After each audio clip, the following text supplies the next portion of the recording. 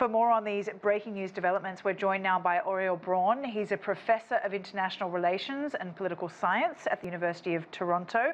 Aurel, thank you very much for your time. Now, we don't know a lot about where this information has come from. Can you provide any insight as to how the UK came to this conclusion? It was at a very high level, obviously, because it was the Secretary of Foreign Secretary, rather, who came out with the statement, and they would not come out at that level with this type of accusation unless they had some significant intelligence. This doesn't mean that it's incontrovertible, but they obviously felt that there was enough that they needed to come out publicly, and that making it public might preempt this kind of action, might remove the element of surprise.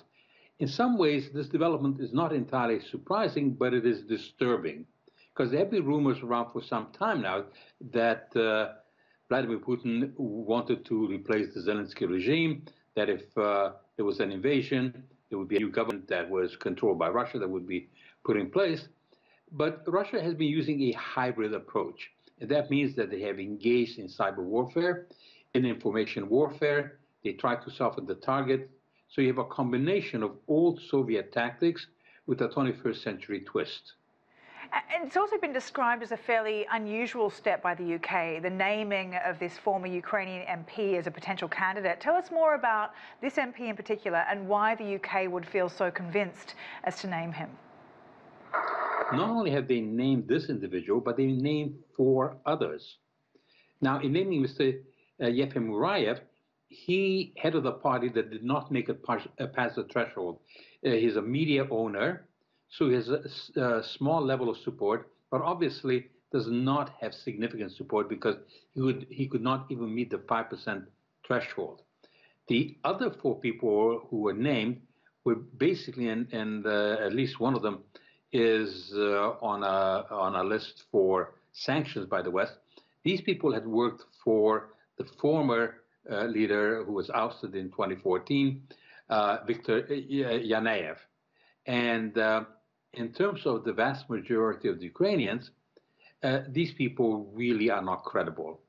So this is perhaps playing a kind of psychological war.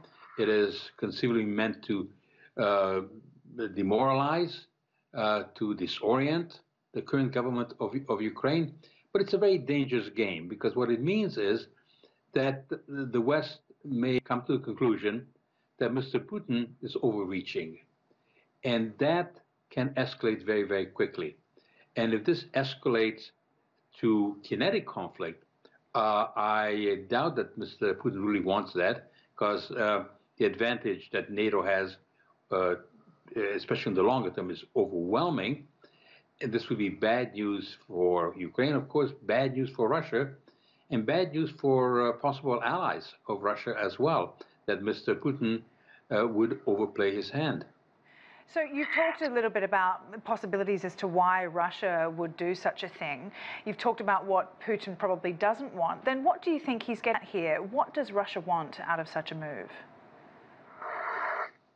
They would like not only to limit the enlargement of NATO, but they would like to limit the sovereignty of the East European members of NATO by saying that they could not have, even on a rotating troops stationed from NATO on their territory, that they would have to have limited maneuvers, military maneuvers, that they could not deploy certain kinds of weapons.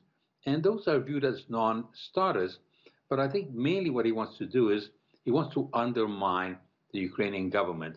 He wants to create as much chaos, to isolate and to demoralize the Ukrainian government, because he seems to believe that in the long term, Ukraine will just disintegrate.